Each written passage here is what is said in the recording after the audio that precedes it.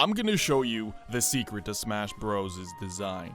The reason the game is so successful. And the reason you love playing it. That's right, I'm right in your mind. So, okay, let's start at the basics. What isn't a secret?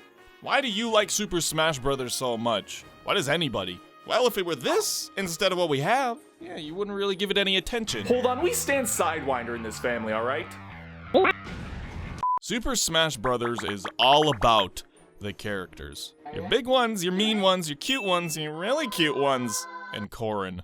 When you first saw her to Smash Brothers, the thought of having Sammy drop her cheesy bombs onto Luigi's brother while he's grabbing a piece of Hubba Bubba while Green Arrow's shooting for some reason. It's all about the dream battles you can muster up with your favorite Nintendo icons and now not.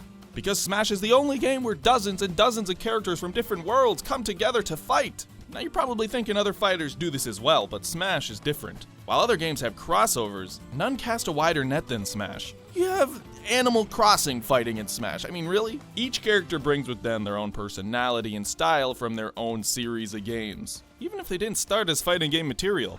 And this is true completely through attack animations, being damaged, eating food, throwing objects. Each character was handcrafted from the bottom to the top. Yeah, all with the thought, is this how Solid Snake would hop around? Just how would Yoshi swing a scythe?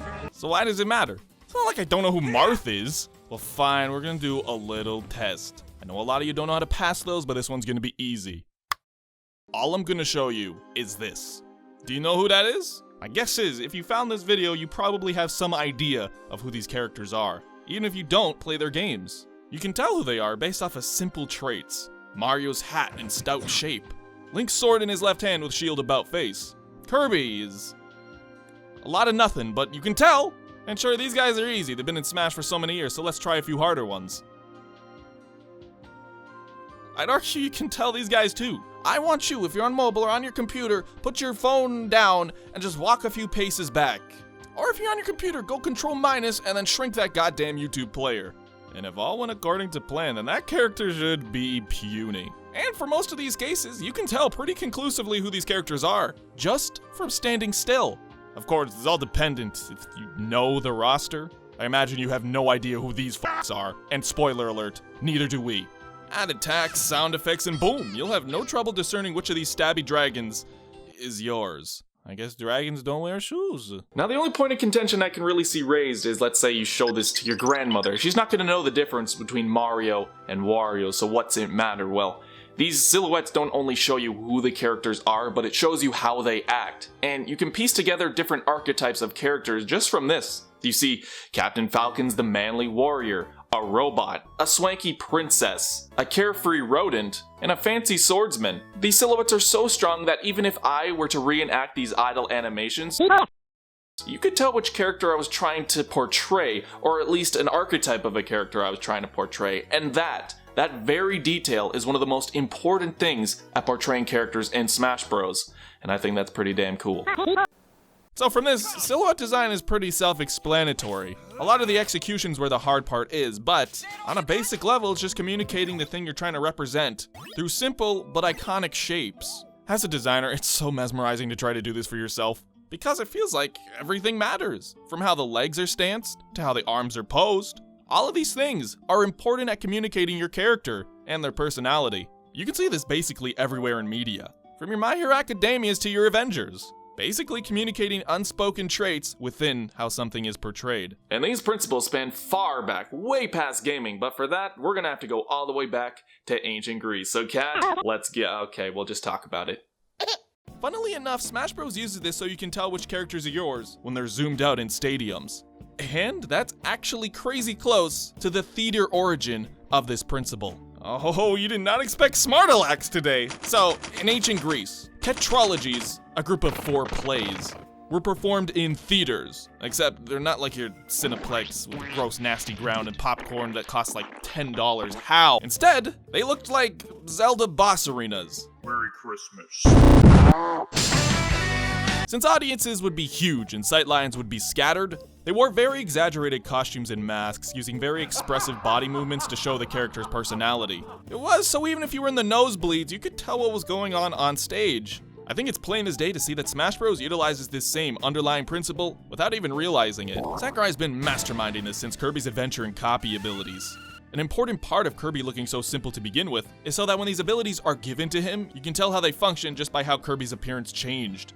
And of course, it says on screen, but besides the point. Smash Brothers carries this into overdrive, though. And even in 8-player battles, you can tell if that Bowser side-being you, and it's really getting annoying because that's the only thing you do! But why? Who cares? I know Bayonetta has a butt. You didn't need to tell me that. Well, if you're any sort of artist, I feel like this principle is super valuable to you, no matter what field you're in. But pertaining to Smash, these things help in 3 ways. 1, Smash is classified as, the action platform party fighting game. Whew, can I get one mouthful of shit? So whether you're, or, you gotta know who you are in these big stages, even if you don't even ever want to play Great Cave Offensive. So they make these characters have strong and evocative actions within these large battles so you know whose big butt attack is yours. 2, and I think this is actually the most impressive, there are 70 characters. Except this idiot, where game is he from? Never mind. Not to mention, a lot of Nintendo characters have overlap. Come on, your Marios, your princesses, your swordsmen. But yet, you put Captain Falcon next to Ryu, 2 very similar characters in ability, and I have no problem telling them apart. Samus to Wii Fit, Kirby to Meta Knight. Just from their silhouettes, they instantly let you know what they're all about. And that's like mega hard considering how many characters they packed into this game. With that said, I know it's a problem because every time I play with my casual friends and it's a huge battle, the only people who walk off are the people who are the swordsmen. Which reminds me of 3. These aren't just Randy Samberg characters either. They all have deep, rich, not you, expansive history from their series, making sure they represent that hot Sakurai in his dreams. I'm kidding, big guy, get some sleep, alright? With all that considered, Smash Bros.' visual design is absolutely masterful. Just so much communicated through so little. Their personalities are represented through the speed of their movements, the weight of their attacks, and the linearity of their actions. More calculated fighters stand more inquisitively, thinking about how many ways they're gonna rip your ass in 2.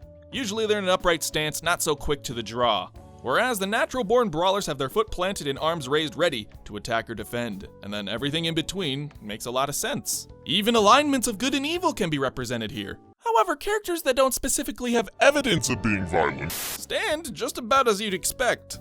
Age too seems to be a factor, with many of the younger ones looking off into the distance wondering why they're even there with no clear strategy on what they're gonna do. Some characters just have such a place in gaming that their moves and their kit just reflect the actions they've done in their games, bringing them to life through a sort of symbolism they've attached themselves to. I could really talk all day about this, but why don't I take you through some of my favorites? And by favorites, I mean, come on. With his sharp Ocarina of Time look and sword, which is a far cry from the stale and robotic movements of this chump in Smash 4. Hey, who you calling a chump? Shut up, you're dead. Oh. I also appreciate Wolf. While he was basically a hodgepodge of other fighters' moves in Brawl, his traits of an evil doggy bless your sightlines, and even has a cool claw effect, which would be very helpful if he was the box art artist for any 3rd edition of any game. But I'm more of a cat person myself.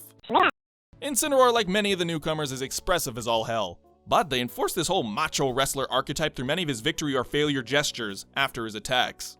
And his attacks especially. They look so strong and flamboyant and I love them! And to keep things juicy, Piranha Plant. I mean, he's just impressive. In my head, the skeleton's basically just the mouth and the neck. No different from like a pencil and a stapler. This is what you have to work with. And yet his silhouettes bring him to life. And some of the cuter characters just open my heart with their gestures. Daisy does a little dance to enforce her personality against Peach's nothing. How Pichu looks around totally unaware that he's gonna get clobbered is just the cutest as well. And Zelda, she's just #1 in my books for expression. And I gotta put one up for my main, Yoshi. My first experience with the character was in Super Mario World, but the Yoshi in my mind that represents him best is from Yoshi's Story. And this one in Ultimate, oh my god! It's like every time I take people up this Yoshi ladder, my childhood flashes before my eyes! And the hip-hoppiness of Yoshi, the carefree look, it's just the embodiment of happiness. But I hope this gave you an idea of how important silhouettes are in Super Smash Bros. And design in general. I'm curious to hear some of your favorites down in the comments. And I do mean that. I usually read my comics about 2 days into the video until everyone starts coming at me with how big my eyes are or how big my lips are. But you know that's just how it is being a YouTuber. Thank you everybody for watching and I will see you on the flip side.